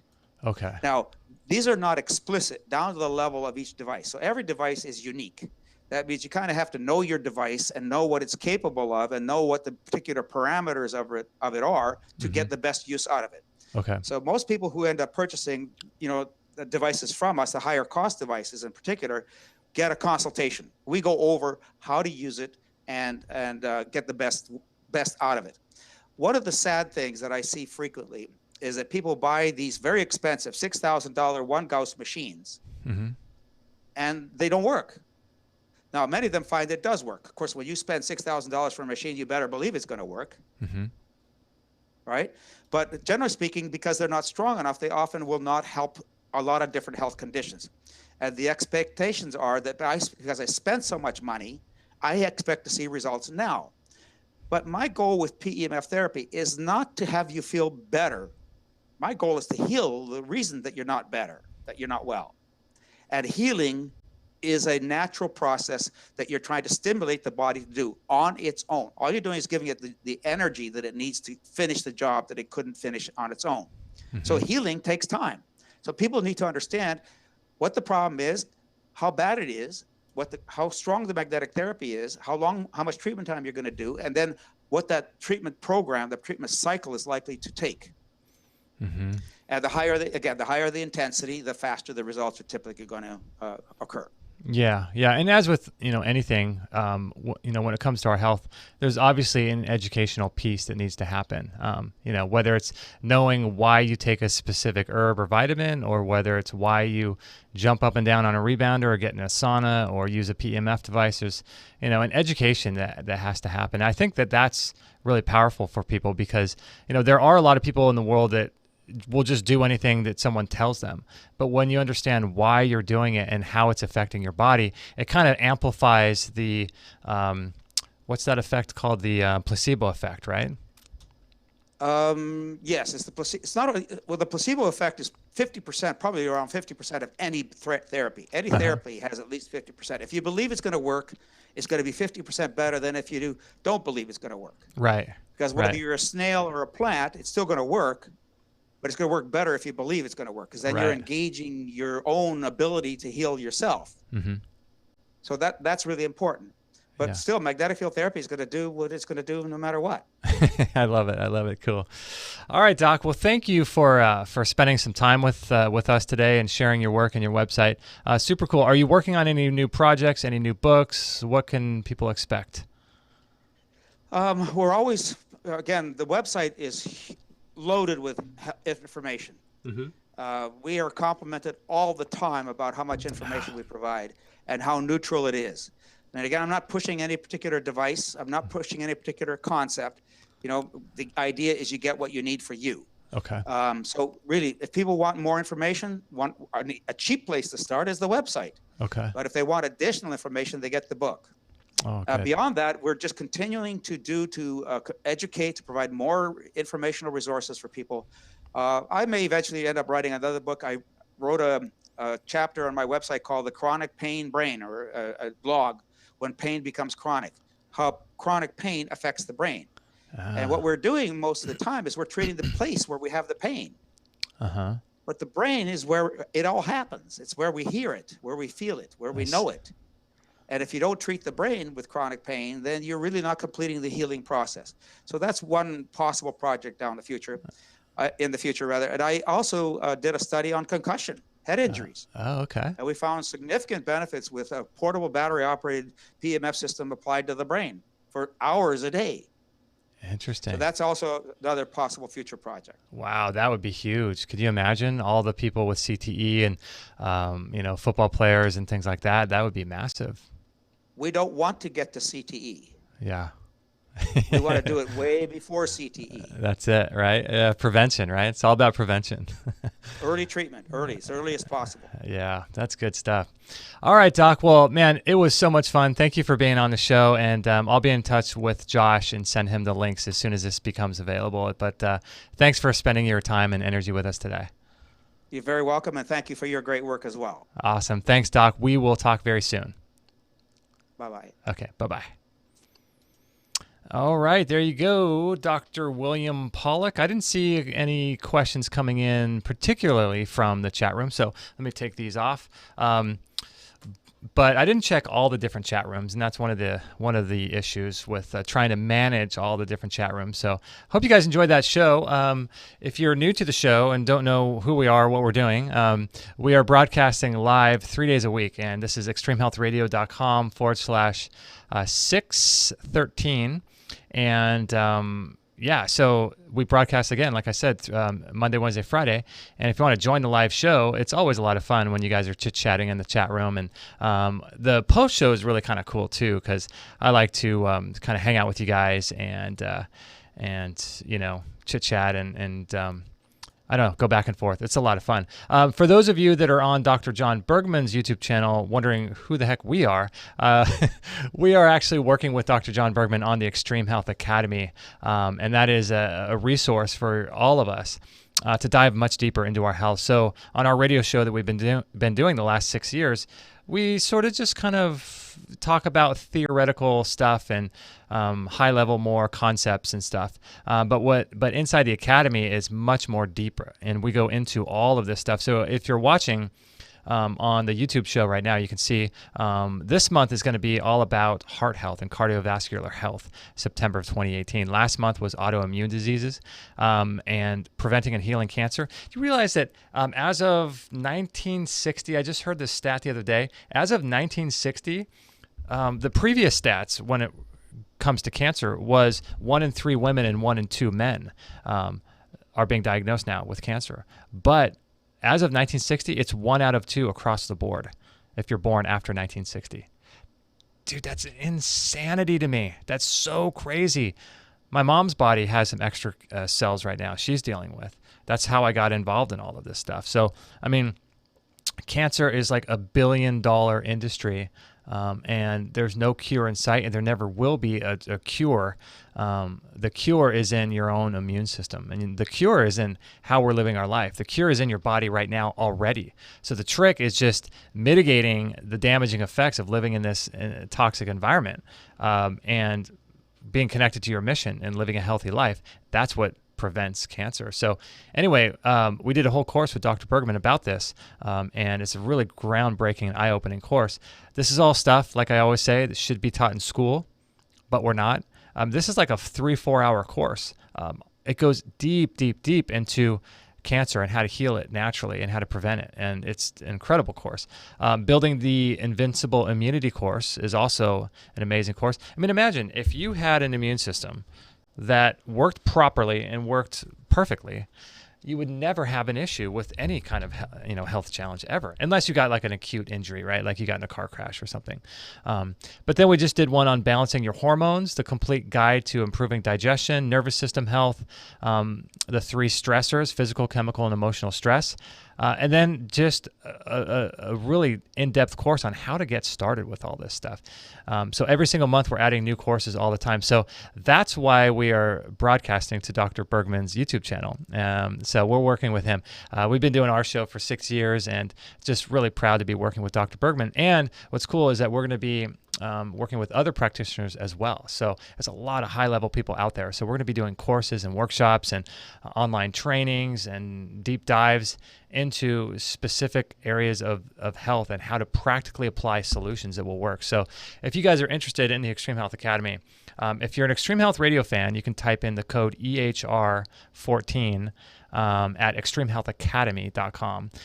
Or if you are a Dr. John Bergman fan, you can type in Bergman14, Bergman 14, and you can get a free 14-day trial no matter what.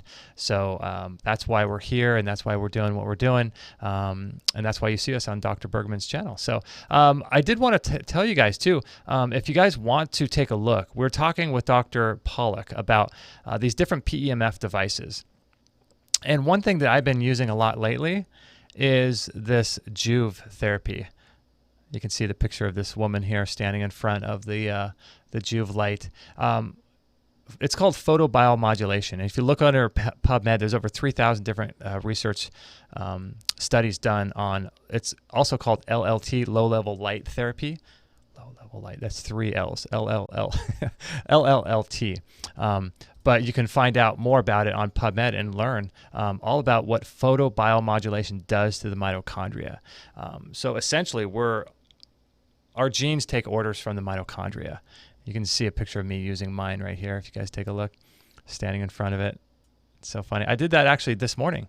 I was on my PEMF device, and I did the red light therapy before I did the show here today. So, photobiomodulation is incredible for helping the body hold and carry an electric charge, for detoxing this light, this toxic light that we're exposed to in the form of blue light. Primarily from computer screens. And this stuff affects our mitochondria, affects gene expression. According to Dr. What is his name? Dr. Doug Wallace. He's the sort of foremost authority on mitochondrial health. He says that 85% of all diseases are caused by mitochondria not operating and working efficiently or properly. And so we're damaging our mitochondria just by how we're living. So you can see that in this photo, you can create whole systems now, like a modular system with the Juve.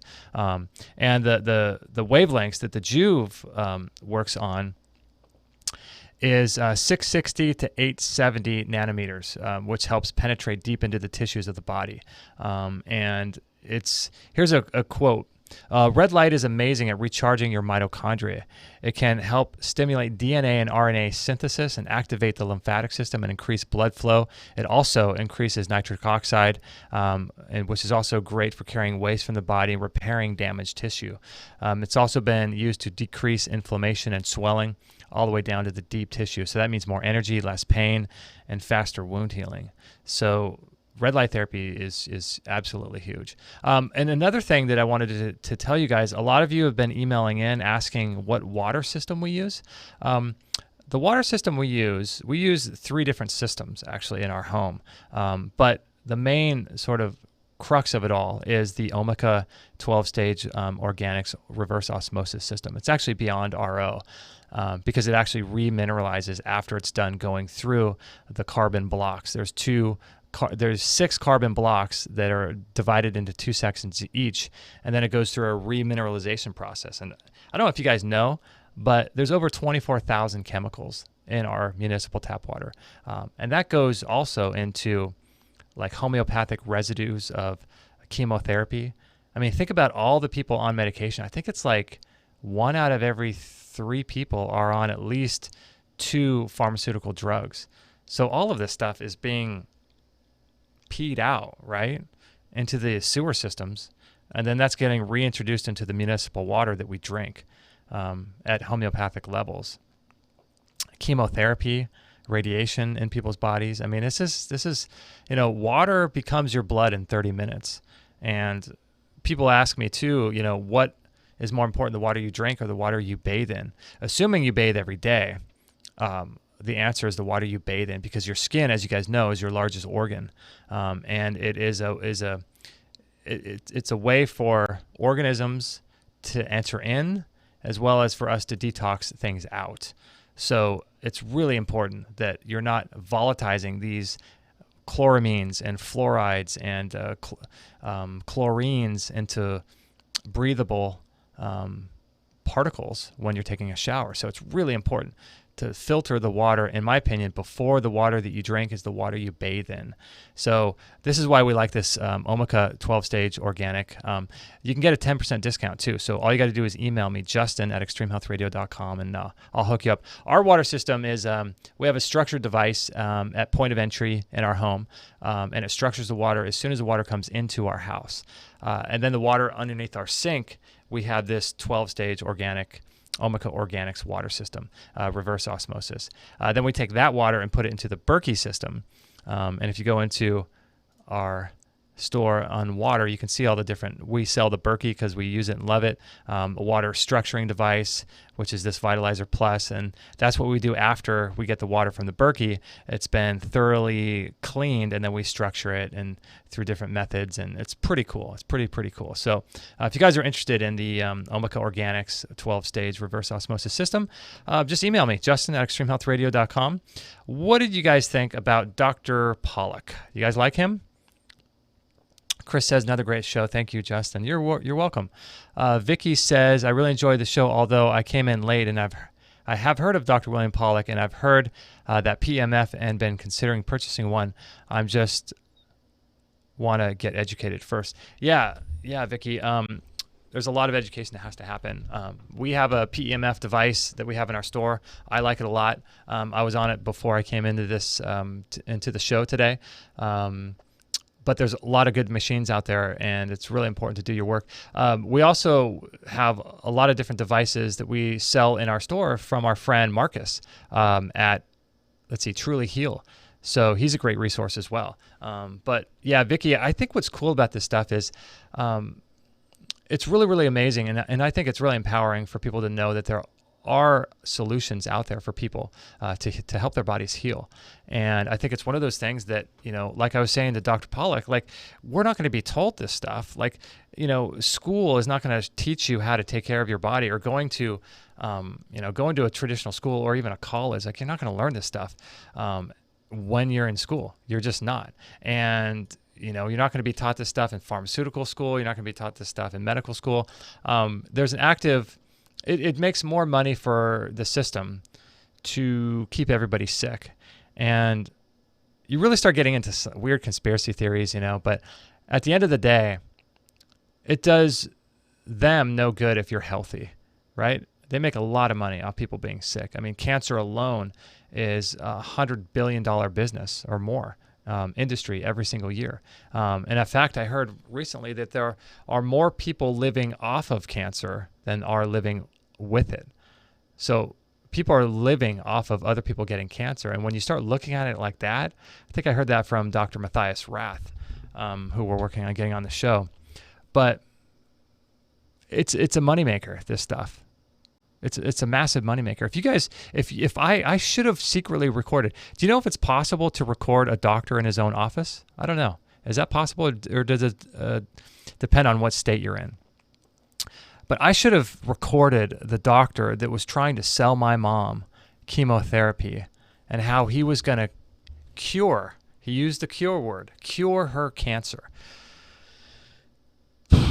It's really rough. It's really rough to sit there and listen to that. And he was basically a used car salesman for chemotherapy. And you walk into his office and you see people in the other room getting their IV treatments of chemotherapy, the same stuff he sells. It's sad and tragic. This is why I want to tell you guys too. I almost forgot to tell you guys too. Let me put a link here. Actually, if you go to the show notes of Extreme Health Radio, here's the two products I just talked about. But I also want to give you guys two. It reminds me of what I was just talking about, which was was cancer. And the truth about cancer is starting very soon. I think it starts, let's see, it starts on October 9th. So make sure to check that out and sign up for that. If you guys are watching this video, please sign up for the Truth About Cancer. I'll put a link in the chat room there. Please sign up to it. It's free. All of these summits and things like that, they're totally free. So you don't have to, do anything other than just watch them. If you want to purchase at the end of the summit, the recording so that you could watch it on your own time, that's obviously something you could do. I'm putting links in all the chat rooms right here. I'm actually surprised I could talk at the same time as I put that in. But the Autoimmune Summit is coming on October 1st, 2018, and then the Female Hormone Summit is coming November 5th, 2018. So these are all like free events that you can get access to. All you got to do is put your name and email address in. And these are free events that you guys can get access to that really dive deep into these things. So, if you guys have any questions for me, let me know. We get a lot of questions coming in every day, and it's really challenging for me to answer all the questions that come in. So if you have any questions for me, I'll be here for another couple minutes, then I'm going to shut it down, and we'll start our weekend. But I'd love to help you out in any way we possibly can. If you have any questions about devices I use or some of the products in our store or the Extreme Health Academy or my story or anything like that, let me know, and I can answer those questions for you. Let's see, just to recap again, the shows that are coming up. Next Monday is going to be pretty cool. We got two shows on Monday, 9 a.m. and 10:45 a.m. So Amy Pearl is going to be on talking about the Marshall Protocol as well as the microbiome. She's cool. She's really, really cool. Then we got Mark Wolin. We'll be talking about family constellation therapy. Wednesday, Thursday. Oh my gosh, next week is a crazy week. So then on Wednesday, we have Tuesday off, and then Wednesday we have Yarrow Willard. We'll be talking about medicinal mushrooms. Thursday is a special show with Brandon Amalani. We'll be talking about EMF mitigation strategies. And then Friday, we're going to have Matt Blackburn in, and we'll be talking with him about fasting, supplements, protocols, stuff like that. So a lot of cool stuff happening on Extreme Health Radio. Let's see here. Any other... Edna says, I see you have a pink salt lamp behind you. Do you think they work? I don't know. I don't know, Edna. Some of the things that we use and do, it's so hard to know if they work. Like even with things like taking a green juice, or a green juice, consuming it does all of these amazing things for your body, right? But sometimes I don't even feel it. But as far as the pink salt lamps, it's like with nature. I side with nature, right? This is salt. And apparently it's supposed to help with the cleaning of the air, wherever you live, and it's supposed to help with EMF mitigation as well. And it makes sense because it's derived from nature. So I don't need to see studied. I'm sort of beyond all that. I can sense if it coincides with what nature is, and what nature produces, then I'm fully on board with it, and I'll just get a ton of them. So we need to actually get more of these in our home, actually, because in the evening we don't have much light on. If you guys follow my work and some of the research I've been doing in the last 5 years about light, you'll know that indoor light is very toxic to us, and might be, in fact, in my opinion, I think light is more toxic to our health than food is. So that sounds really kind of radical, but in our culture, in our alternative natural healing world, we're focused on food only. And I think that they miss the wrong sequence of the body. It's really about mitochondria and biophysics than it is about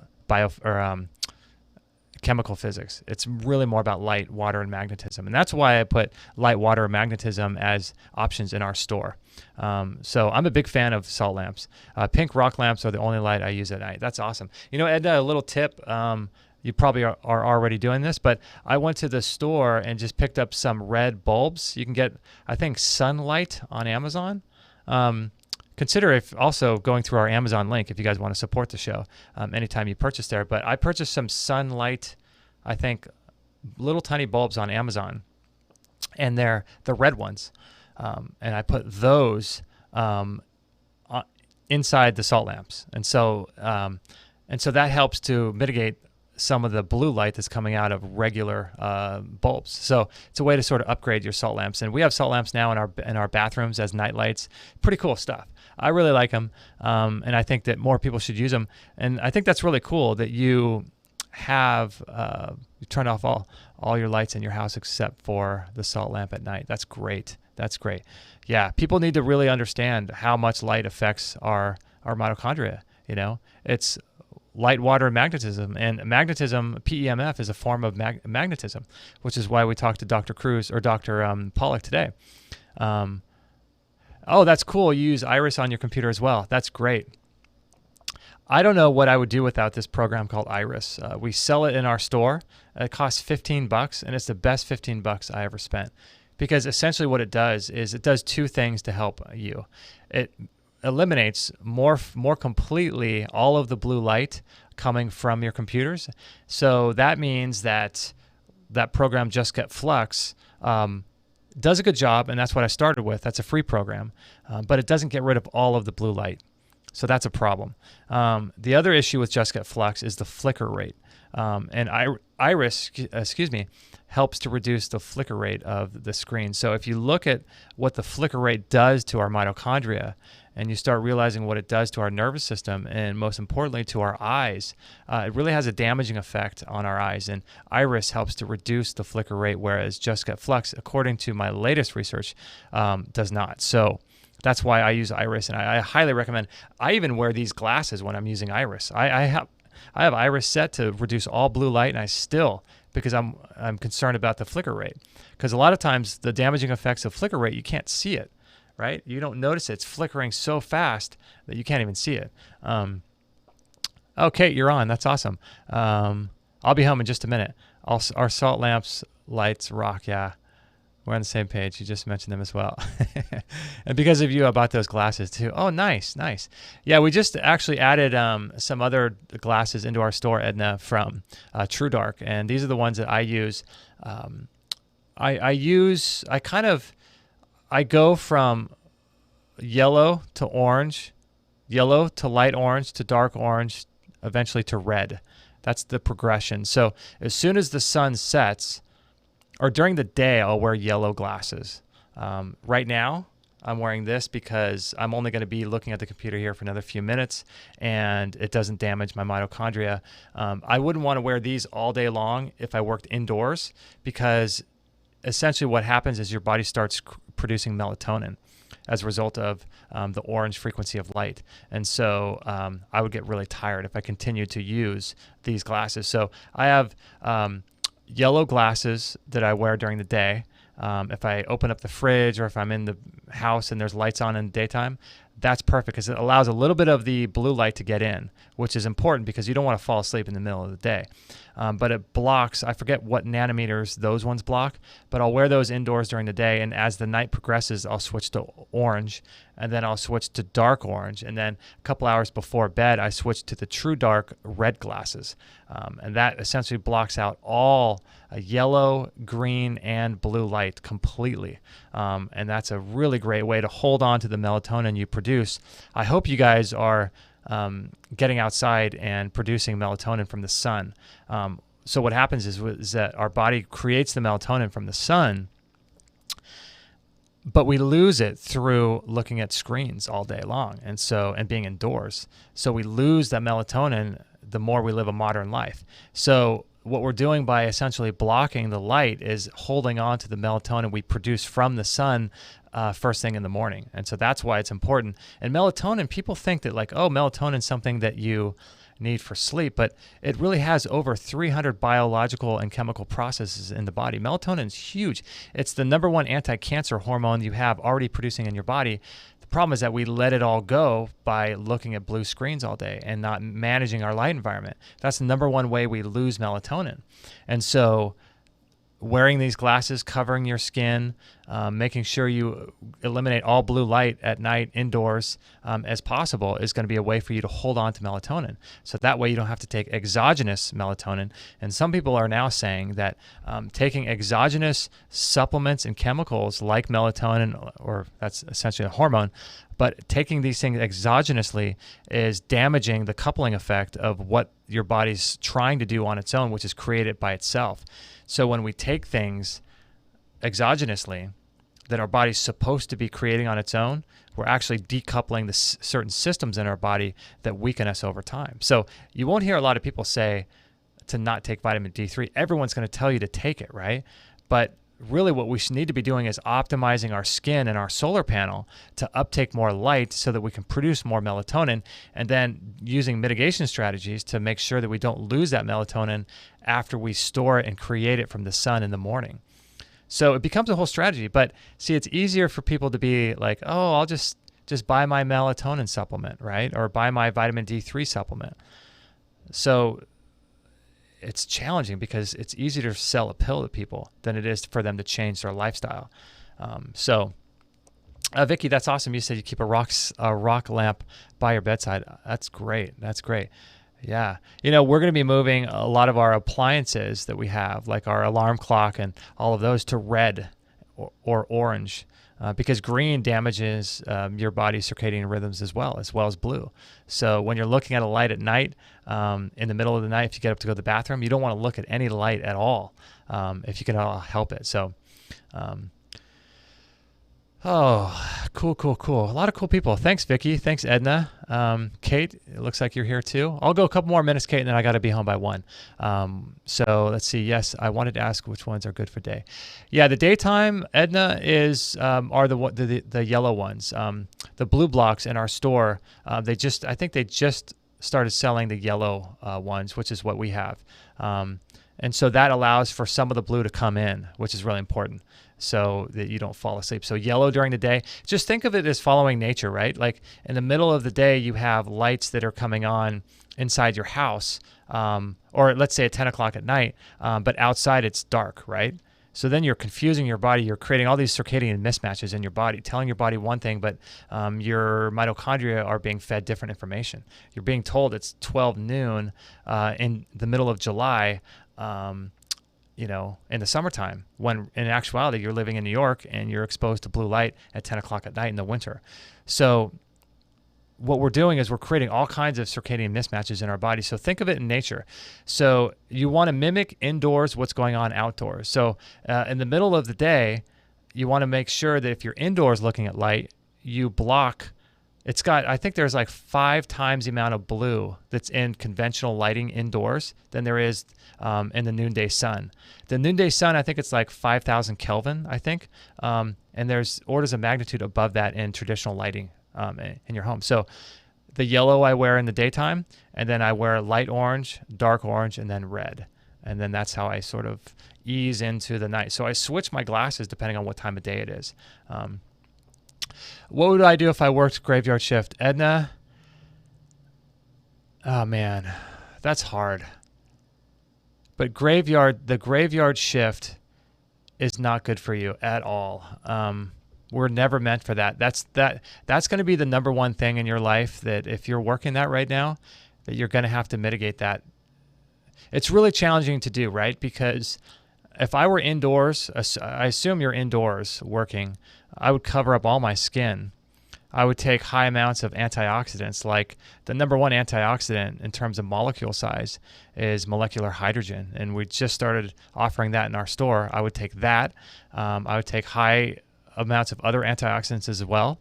I would wear probably some of these orange glasses all night long. I would make sure to get light biophotons from the actual sun as much as possible. Oh, it's your husband that's doing this. My goodness. Is he open, Edna, do you know, to this kind of stuff? I mean, it's tough. It's really, really tough. The real answer here is he just has to stop doing it. He has to stop doing it. If he cares about his health and wants to live, he has to stop it, because this is going to be really damaging for him. And this is the hardest thing, is like if you know this stuff, but your husband doesn't, and then you're trying to help people that don't want your help or don't think that there is a problem. So that's a real issue. Oh, good. I'm glad you're getting him into it. Yeah. I would start off by having him listen to, guys are, diabetes, because he's exposed to non-native EMF. And there's been numerous studies showing dirty electricity in our walls and magnetic frequencies having blood sugar impacts on our health and insulin resistance.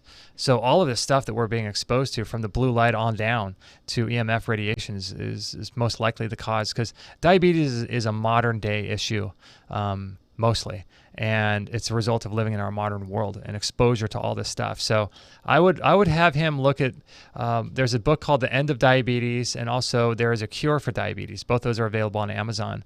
One is written by Dr. Gabriel Cousens, and the other one is written by Dr. Joel Kahn, I think, Kahn, and both those are good, but neither of those guys, in my opinion, understand light at all. I may be wrong about that, but I don't see them putting into practice the effects of learning what light really does. So I don't know. I may be wrong about that, but those are some good places to start. But really, it's a light and circadian mismatch and circadian rhythm issue, and the cause of these things on a physical level, at least, are non-native EMF, and blocking that is going to be huge for him. Ultimately, though, on a spiritual level, it's interesting, because why did he get attracted to a job that would do this to him? That's really ultimately, that goes even deeper, right, than just the physical. So somehow, in some way, in some subconscious level, your husband was interested in or felt like he needed to take a job that would damage his health. So maybe this stuff is like, it helps you wake up. You attract a job that's going to damage you so that you can grow and learn from it, And so I'm glad to know that he's getting into it. Yeah, Edna, I wouldn't ground to the wall. Definitely wouldn't ground to the wall at all, because then you're plugging back into the electrical cycle, the 60 hertz cycle that we have in America. And that 60 hertz contains a lot of actually dirty electricity. It's damaging. There's a day shift, but he can't do it right now. Yeah, you'll probably notice when he starts shifting his day to working the day shift at work, his health is going to turn around tremendously quick. I would recommend grounding to the actual ground if you're going to ground at all. There's debate about whether or not you should do that. I ground myself. Some people say if you have electrical equipment or if you're in a city, you may not want to ground. So it becomes incredibly complex. It just becomes really complex, all of this mitigation that we have to do in our modern world. And it's really sad, because it's not normal, this level of health that we're experiencing as a culture. It's not normal. People dying at 30, 40 years old, 15 years old from cancers. This is not normal.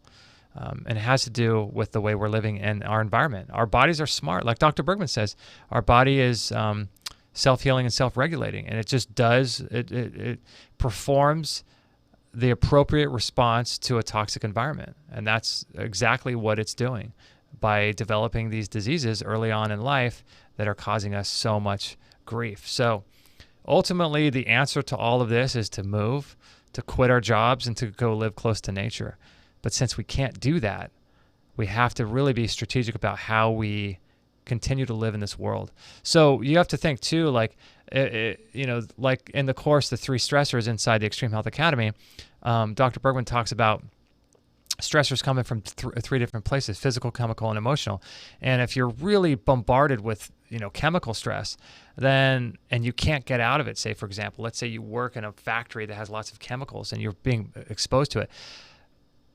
It's important to start the process of extracting yourself from that, like the Matrix, but then also working on other areas of your life. So if you're already being damaged tremendously by chemical stress, then make sure that the food that you're eating is pristine, is the best ever, So don't add more stress in different areas of your life that you don't need to if you know you're already being extremely damaged by stress in other areas of your life. So, what you can control, it's best to control. So Edna, that's awesome. I'm glad that your husband is at least open to it. That's really important and great. I'm glad for that. That's awesome. All right, guys, I think I'm going to wrap it up. I hope you guys enjoyed that show with Dr. William Pollock. And yeah, You're an Animal says, Bergman is one cool dude. And Edna says, we're eating as clean as we can. That's great. That's great. Yeah, because, sometimes you can't control, like I knew people that used to work at a power plant. And ultimately, we do have control over our lives, right? We say we don't. Because it's nice to feel like we have to do things because we have to do things. Ultimately, though, I could get on a flight tonight and go to Hawaii if I want. But it's not really a possibility, but it actually is. So knowing you do have possibilities is quite empowering. But if you do feel trapped in one area of your life that is really toxic, then if you can control, if that's 10% of your whole day, if you can control the other 90%, of what you do, then that's going to help a lot. And then while you're working on that 90%, you can start looking for other jobs or start putting the word out there or try, opening the possibility of new things coming into your life that will help. You're an Animal says, Edna, I highly recommend you look into growing your own mix of sprouts. Oh, good one. It's cheap and can last you months. A mix of 5 to 7 strains is ideal. Heaps of nutrients. Yeah, you know what? It'd be interesting too. You're an Animal. Is growing them with ocean water. That would be helpful. You can add tiny dilute minerals into that. And sprouts are kind of similar to grass in the sense that they can uptake a lot of minerals. Grass, I think, is the only plant on Earth that can uptake all 92 minerals, which is pretty impressive. So you start consuming ocean-grown wheatgrass, and you start realizing, whoa, this stuff's powerful. So yeah, you guys are going back and forth. This is cool. This is why I love doing the sort of post show. We get to kind of talk about the guest. I get to kind of, chit chat and help each other. And yeah, it's cool.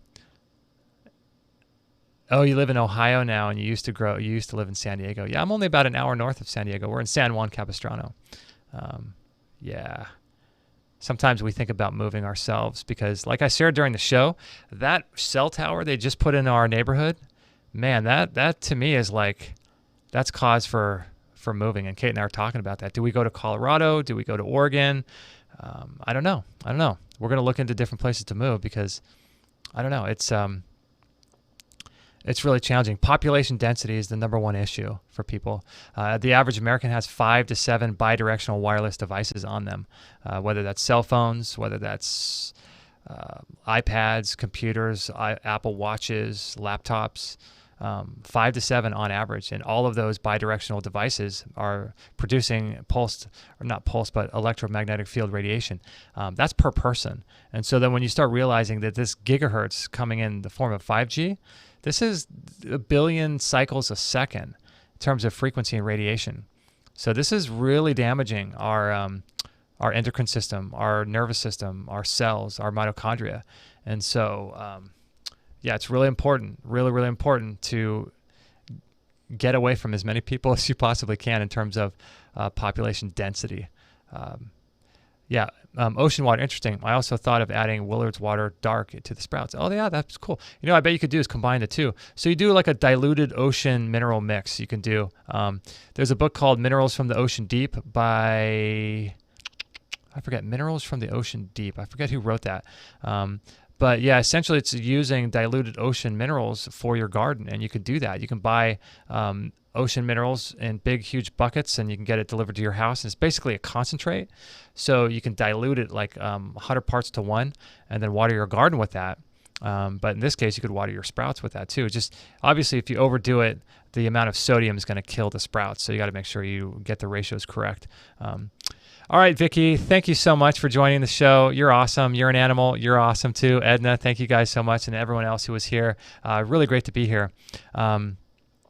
Yeah, so Monday we got 2 shows. If you guys want to join us, just put us on in the background of whatever you're doing. And so that's going to be at 9 o'clock and 10:45 a.m. Pacific time. We're going to be talking about, let's see, what are we going to talk about? We're going to talk about the microbiome and the science behind the Marshall Protocol that Amy Prohl used to heal her Lyme disease. and not her Lyme disease, her body's Lyme disease. And then we're going to go deep into the woo-woo and talk about family constellation therapy with Mark Wolin. So that's going to be really great at 10:45. So, all right, guys, the sun is coming out here, and I got to get home. And I love you guys. Thank you guys so much for just being a part of what we're doing. And it's just great. It's really great to have you here and supporting our work. So make sure to share the show or tag a friend or, just share it in some way, and that will help, support the show. And again, thank you guys for your support on Amazon. For those that are, part of our community, Extreme Health Academy, thank you guys for being a part of that. And I know that's helping so many people. And thanks for going through our store. You guys are great. A lot of great ways and ways to help support the show. So we really appreciate that. All right, guys, it's time for me to go break my fast. I'm going to go eat some fruit. And we love you very much. And we'll catch you guys on Monday morning at 9 a.m. Pacific time. No material on this blog is intended to suggest that you should not seek professional medical care. Always work with qualified medical professionals, even if you educate yourself in the field of live food, nutrition, and alternative medicine. I'm not a doctor, nor am I offering readers medical advice of any kind. None of the information offered here should be interpreted as a diagnosis of any disease, nor an attempt to treat or prevent any disease or condition. While information in this blog is discussed in the context of numerous conditions, it can be dangerous to take action based on any information in this blog or to start any health program without first consulting a health professional. The content found here is for informational purposes only and is in no way intended as medical advice, as a substitute for medical counseling, or as a treatment/cure for any disease or health condition, and nor should it be continued as such. Always work with a qualified healthcare professional before making any changes to your diet, prescription drug use, lifestyle, or exercise activities. This information is provided as is, and the reader/viewer assumes all risks from the use, non-use, or misuse